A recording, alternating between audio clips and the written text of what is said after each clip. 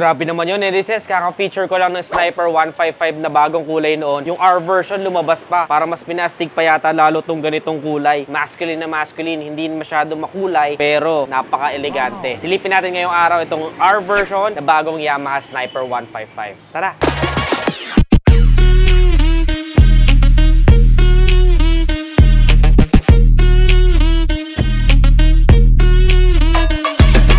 Last vlog nga Nerices, medyo nagpa-pop up yung kulay and appealing naman to some people pero iba kasi gusto ng safe color. So, ito na nga yung isa sa pinakamagandang kulay na nakita ko. Super elegant kasi talaga pag black. And then pag Yamaha talaga, yung mga kilalang brands, ang galing nilang maglagay ng glossy. Nasa era na kasi tayo ngayon na puro matte talaga naglalabasan ng motor pero yung glossy na to, ang lakas talaga ng dating. Yung huling black na nakita ko na Yamaha is yung Monster Energy Edition nila. Pero itong isang to, wala nang masyadong bold decals kaya mas elegante tignan. Ang combination lang niya sa kulay na black is kulay parang ocean blue, sky blue. Tapos may konting gray din. Itong Sniper na to, kulay gray. May emblem din. Super elegant niya kasi nag-complement well yung pagka matte black ng mga inner fairings doon sa pagka glossy black ng mga major fairings dito. Kaya pagka binuksan mo siya, pag pinailaw natin na ganyan, sobrang elegante. Parang sobrang sexy, sobrang masculine. Tapos naka-leather jacket ka, pupunta ka sa mga events, parties. Ang cool sobra ng motor na to. Pati yung pinaka-fender, glossy black. Dahil our version to Nerices, may kaibahan to dun sa standard version lang. Kagaya neto, dual pot caliper tong isang to. Yung kasi sa na-review natin last time na standard version, single pot caliper lang yon. Siyempre naka-disc brake pa rin sa unahan. Telescopic fork, naka-tubeless tires. Yung mugs niya kung makikita nyo, plain black lang siya. Pero may touch tayo dito na dalawang decals na blue and nagke-create din yan ng pattern kapag umiikot na or umaandar na yung motor natin. Ang kagandahan dyan, meron pa siyang fun fact na itong R version ay IRC yung tatak ng tires niya. Habang yung na-review natin last time na standard version ay Maxxis tires naman. Both tires naman are good enough pero kasi sa mga Yamaha units, kilala talaga yung IRC kasi sobrang kapit nito. Hindi mo na kailangan agad magpalit right out from the casa kasi makapit na siya, pwede mo siyang gamitin muna at pudpudin. Palagay ka na lang siguro ng mga tire sealant and makakalarga na kayo at makakabiyahe ng walang pangamba. Ang size naman ng gulong niya is 90 by 80 by 17. 17-inch wheels. On the side view naman, Nerices, isa ito sa pinakapoging angulo ng Sniper. Parang kakarera talaga at napakasarap nitong dalhin kasi made for aerodynamics din siya. Hindi lang siya super plain looking, ang dami niya shapes and lines and lalo na kapag nasisinaga ng araw, mas lumilitaw yung pinaka-disenyo niya. Ang pinaka-nagbago naman, of course, makikita nyo, super minimalist lang ng kanyang decals. Nagustuhan ko yung combination kasi sobrang elegant nung safe colors lang, parang dark gray, tapos pop up ng kulay ng konti para visible pa rin tayo kahit gabi na kulay blue. Yung Sniper dito ay nasa dark gray fonts, tapos nahati siya, nagtuloy dito. Tapos meron din tayo dito nakalagay na 155R. And then sa gilid naman, ganun din, meron lang tayo dito nakalagay na liquid cooled, meron ding dark gray na decals at saka blue. So super plain lang siya pero kapag nakita niyo siya sa personal, mas konti yung decals, mas elegante tignan. Super minimalist lang niya tapos glossy pa kaya kapag ka napakinta mo talaga. And for me, may re-recommend ko sa inyo ipa-ceramic coating nyo para mas maalagaan nyo yung ganda ng fairings niya. Kahit hindi nyo ipa-repaint, pa-ceramic coating nyo. Super elegante na talaga na isang to. Para sa inyo, Nerices, mas appealing ba yung Black Raven last year o mas appealing ito sa inyong glossy black? Comment your thoughts below. Sa pasakay na ibahan ng R version, Nerices, last time wala namang power outlet pero ngayon R version meron siyang 12 volts power outlet. Syempre maglalagay ka ng adapter dito kung gusto mong USB ready na ilagay mo. Maglalagay ka pa ng extra extension na adapter dito para ma-charge mo yung gamit mo. Pero kung makikita nyo wala siyang bulsa. So isa sa solution dyan is pwede kayo magpalagay ng cellphone holder sa inyong side mirrors tapos dun yung ma-charge ngayon yung inyong mga batteries. Especially phone kapag magamit tayo ng Waze or Google Maps sa mga pupuntahan natin. At the same time sa kanang bahagi naman makikita ninyo keyless na po siya. Meron na siyang keyless system. Hindi mo na kailangan magsusi-susi dito. Once nasa bulsa mo lang yung pinakasusi, mapipihit mo na siya. Yan.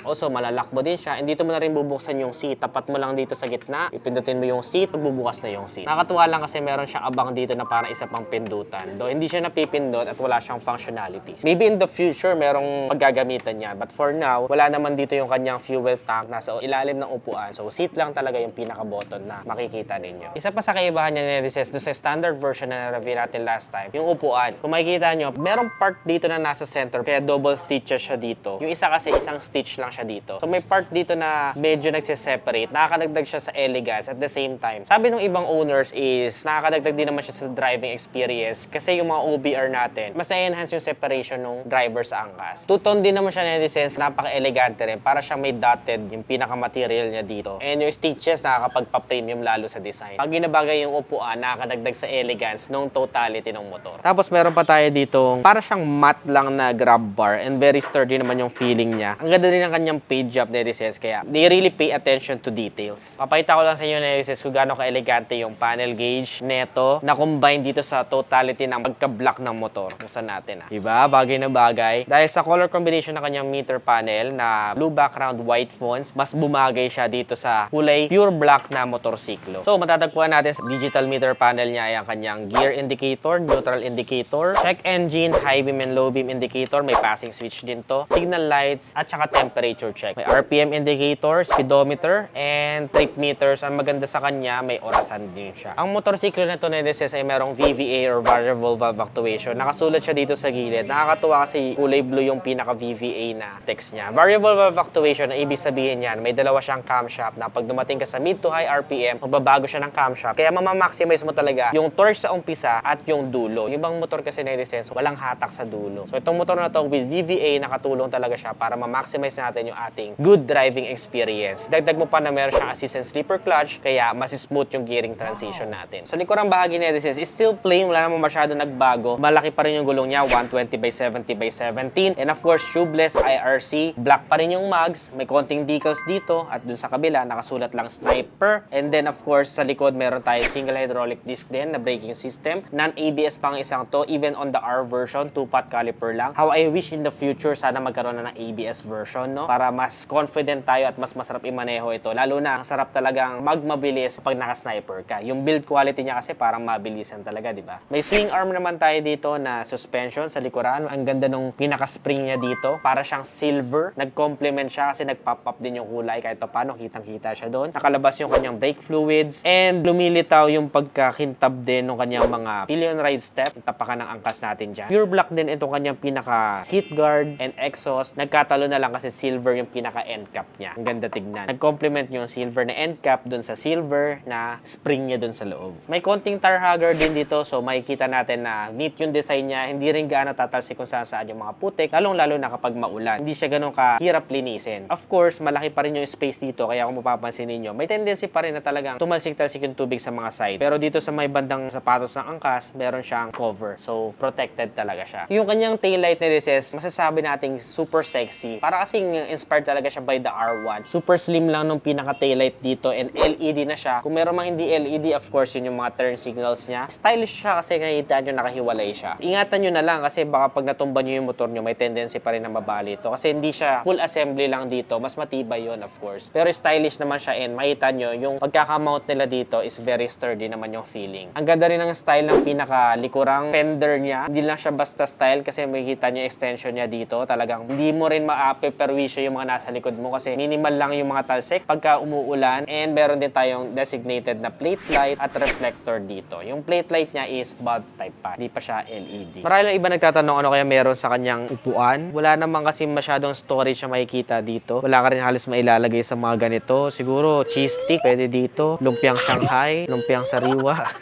Walang masyado mailalagay. The fuel tank capacity is 5.4 liters. Actually, medyo malaki na yan. Kung titingnan nyo kasi napakanipis ng motor. FI naman siya or fuel injected kaya maaasahan din natin na malayo na mararating mo bago mo maubos yung 5.4 liters na fuel tank capacity na yan. Meron din siyang 48.62 kilometers per liter na average fuel consumption. May vary, depende sa inyo, throttle habit, sa kondisyon ng kalsada, etc. Pero matipid na yon. Sa pinakaupuan naman netizens, may lalagyan na lang tayo dito ng papeles. And of course, dito naman may lalagay natin yung maliit na tool na free na rin kapag binili mo siya dito naman sa part na to. And nothing else, nothing more. One thing na pwede nyo i-consider netizens, bukod dun sa ating mga minor na changes na makikita sa standard version versus sa our version na nabanggit ko kanina, is parehas lang sila ng makina. Meron to 155cc, liquid-cooled engine, mabisa sa mahabang biyahe, 4-stroke, single overhead cam, 4 valves, single cylinder, and produces 13.2 kilowatts of maximum power at 9,500 RPM. Habang maximum torque naman niya ay 14.4 Newton meter at 8,000 RPM. Bore and stroke 58 by 58.7 mm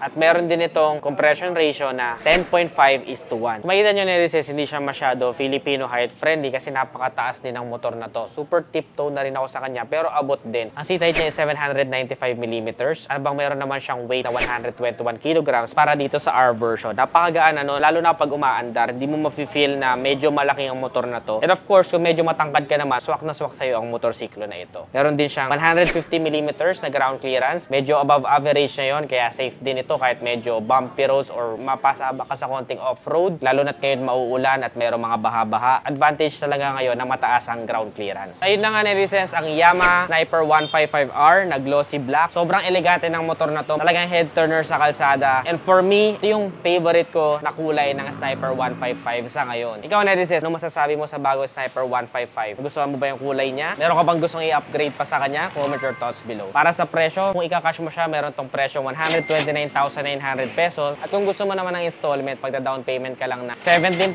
at magmamonthly ka for 3 years ng 5,957. Available yan dito sa Yamaha Motor Trade Platero, Binyan, Laguna. Pwede nyo siyang i-visit. Mag-iiwan din ako ng stickers dito para mabigyan ko kayo kapag bumisita kayo. Yun lang nerises, kung nagustuhan mo to, don't forget to give this video a thumbs up, subscribe. Again, this is Ned Adriano. Always keep it cool and ride safe always.